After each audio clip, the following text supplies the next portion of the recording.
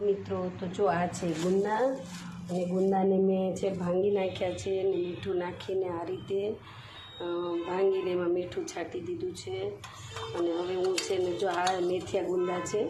આ જો હું હવે વઘારું છું રાઈ નાખીને રાઈ નાખી છે એક પાવડું તેલ મારે થોડાક ગુંદા હતા એટલે એક પાવડું તેલ નાખ્યું છે અને થોડીક હિંગ નાખું છું અને જો આ ગુંદા બધા હું આમાં વઘાર કરીશ આ રીતે વઘારેલા ગુંદા અને આમાં છે ને થોડીક વાર સાતળી લઉં આ રીતે પછી આમાં થોડીક હળદર નાખવાની છે અને આ મેથી છે મેથી શેકીને ભૂકો કરીને રાખ્યો છે અને હું તમને થઈ જશે પછી બતાવીશ